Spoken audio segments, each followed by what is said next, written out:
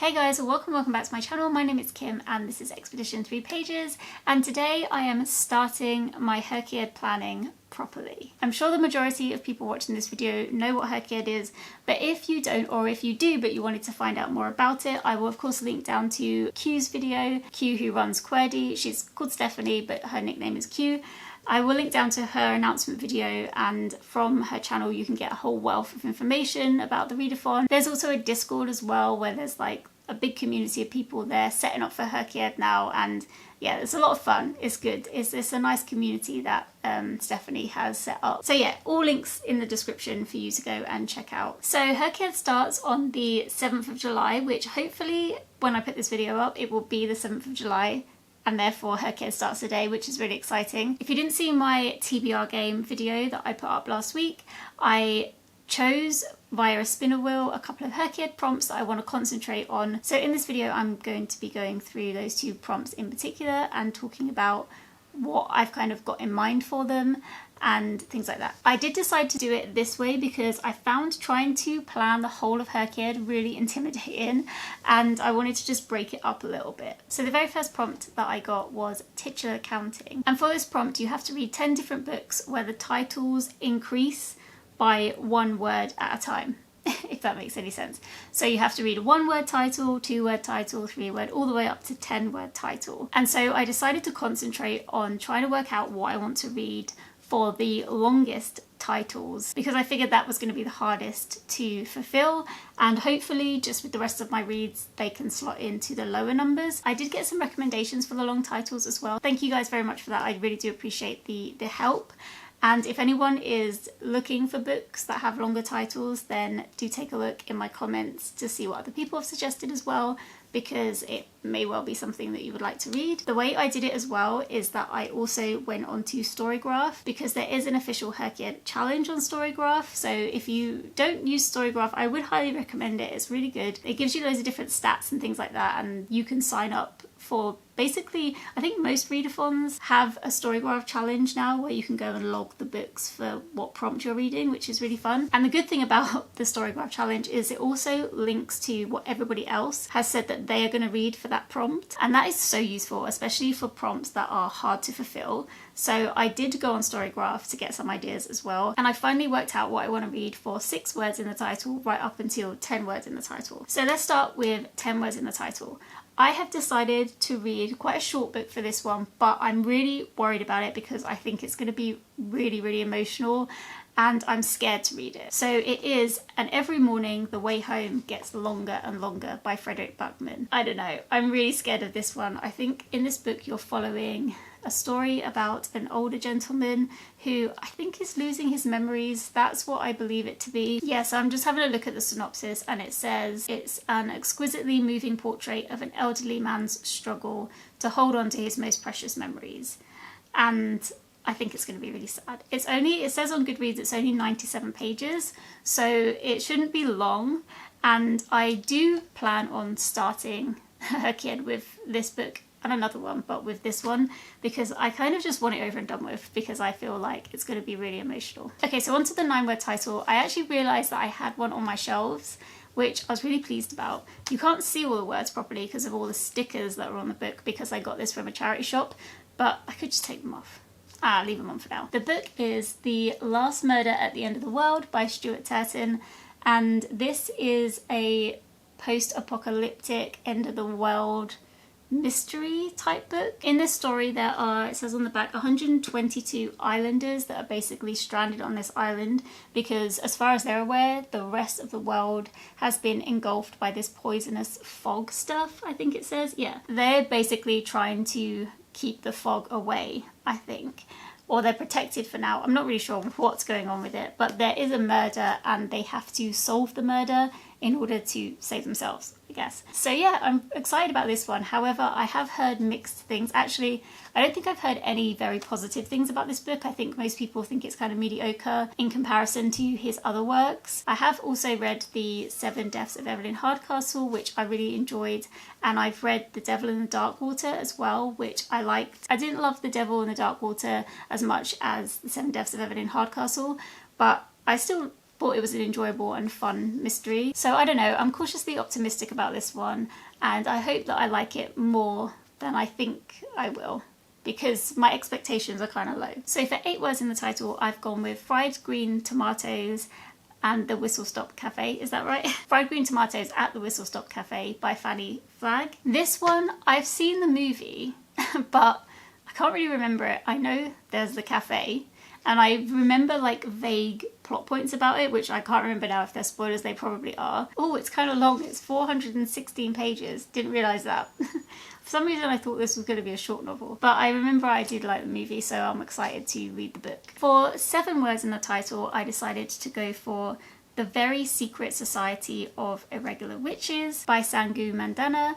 And this one I've chosen completely like off the cuff because I believe this is like a fantasy romance. I don't think it is a fantasy romance, but it's like a cozy fantasy book with a romance as far as I'm aware. And in this book you are following Mika Moon, who is a witch, but she has to hide her witchy powers because it's illegal, I assume. And one day she gets a message, or she gets asked to go to this big house to teach magic to 3 young witches. And when she's there, there's a love interest there as well. I don't really know too much about that part. But the reason I've chosen this is because I do not like romance books. I've tried time and time again to read romance books and I just don't get on with them. So I'm hoping that because this has a fantasy twist, that I'm gonna like it more, but we'll see. I don't know. Hopefully, fingers crossed, I'll like it more. But my track record with romance is not good, so we'll see. Okay, so 6 words in the title. Technically, 6 words in the title isn't that difficult to find, to be honest. I found a few when I was looking on my shelves, so I probably didn't need to properly plan for this one, but at the moment, the book that I wanted to go with for 6 words in the title is Every Light in the House Burning by Andrea Levy. Andrea Levy is one of the authors that I wanted to read all of her works for, which does count for another HRCYED prompt. There is a HRCYED square called Backlist Authors, and so I do want to read Andrea Levy's backlist, so I could count it for that. So yeah, at the moment, this is the one I'm kind of tentatively thinking about, although there are others, so I may switch, I'm not sure. I do think that this book is going to be kind of emotional as well.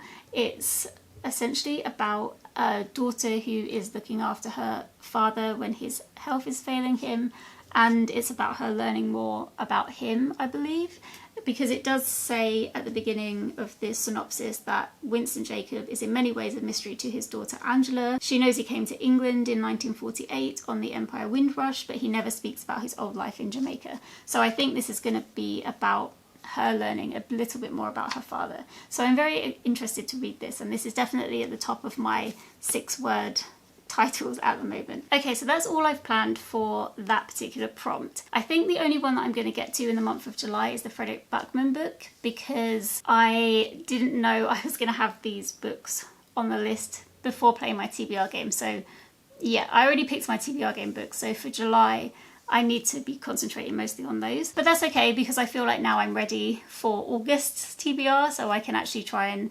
incorporate the other ones into that TBR game next month, so we'll see how that goes anyway. Then the second HRCYED prompt that I got from the spinner wheel was Shiratori. So Shiratori is all about linking books together, and so if I use Every Light in the House Burning as an example, I can either link the books with the first letter and the last letter. So if I read this first, then I need to find a book whose title starts with the letter N, because this title ends with the letter N, and then I'd pick The Night Circus, say, for example. And then if I read The Night Circus, then I would have to pick a book that starts with S for the next one, and then it goes along in a chain. You can also do it by word in the title, which seems to me like super hard. So if I read this, I'd have to find a book that starts with the word burning, and then whatever the last word of that title is, I'd have to then go and find another book who starts with that word.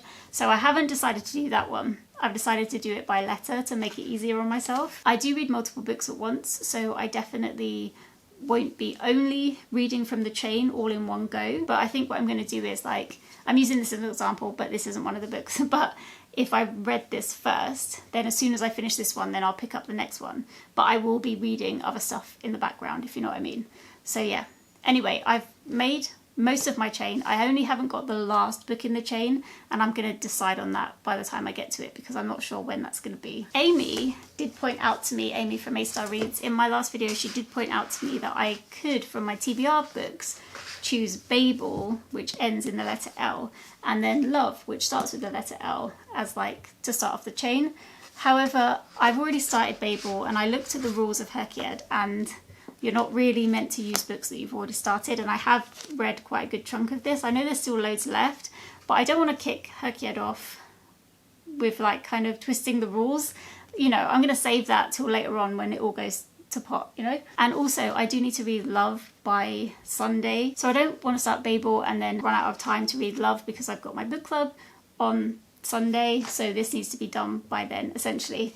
So I'm going to start with Love because I did want to use books, as many books on a TBR as I possibly could. Not that many work, but you know, I'm going to start strong and start with Love. And then this ends in E, so I needed a book that starts with E, which is really good because when I filmed my TBR game, I completely forgot that I wanted to start a Brandon Sanderson Cosmere read-along, and I need to have the book read in July because the live show is going to be in August. The Cosmere Readathon is run by Sandra from Got a Thing for Things, and she's got a few co-hosts and stuff. I'll link down to her announcement video in the description if you're interested in joining, but I definitely want to join in with that.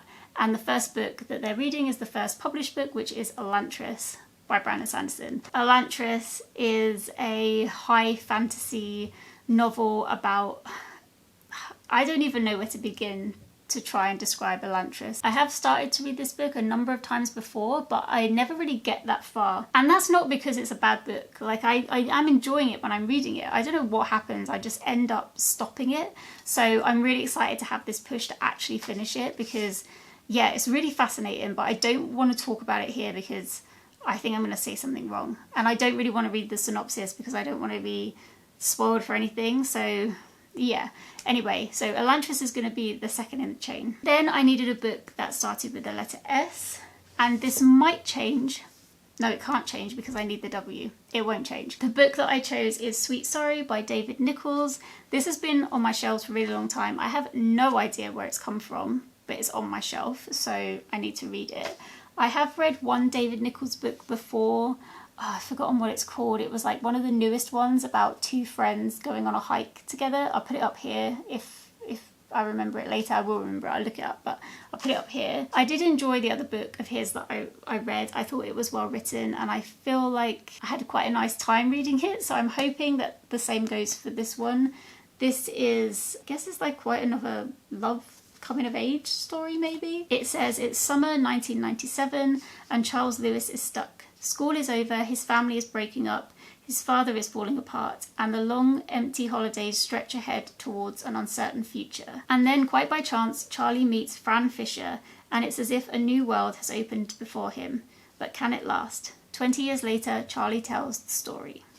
So yeah, coming of age, meeting, I assume either a very good friend or a love interest. I assume a love interest. But yeah, he is like a highly loved author, so I'm hoping that I am going to like this one.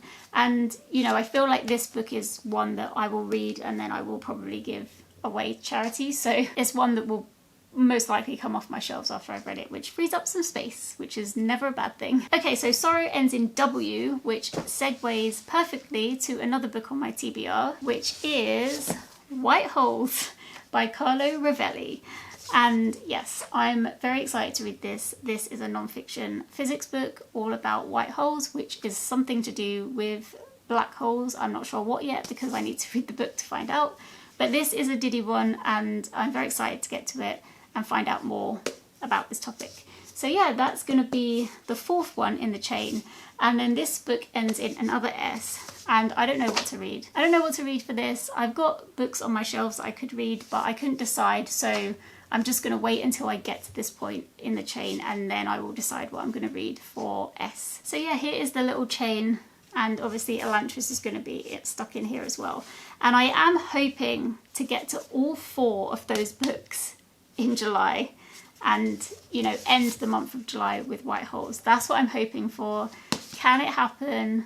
I've no idea. So for HRCYED, you have 150 prompts total for the whole year. So if you were going to do each prompt just once, then you would have to read 150 books. You can use a book towards 2 prompts maximum, and so that means that the least amount of books I can use is 75 books. And so I worked out that if I tried to aim to read 2 books a week towards HRCYED, then that will get me ahead of the game, right? That's the plan. Do I read 2 books a week? No, I do not.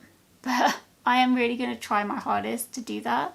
Obviously, it's the start of HRCYED as well, so any extra books that I read aside from the ones I talked about today, I will hopefully be able to use for something. So as I'm reading in July, I will be slotting those books wherever I can in HRCYED. It's not that I'm only going to be concentrating on these 2 particular prompts. I just wanted to plan them and not worry about planning everything at once, because yeah, that just like is way too much for my small brain. So yeah, that is the goal, 2 books a week. We'll see if we can get there with HRCYED. It feels doable, like it really does feel doable. I'm feeling optimistic. I know I'm a slow reader, but I also know that I can read more if pushed, you know? So I can do it. I've got to back myself. I have planned my books that I want to read over the next few weeks, and I have put them in order, but I'm not going to jinx myself by saying that here. But just know that there is a plan in place. Even though it's very likely to fall through, I have good intentions. So yeah, I would love to know what you guys are starting with for HRCYED. What's your very first book that you're picking up?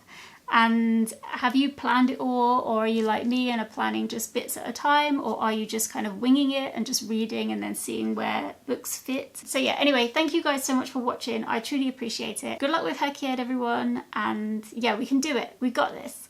All right, I'll see you later, guys. Bye.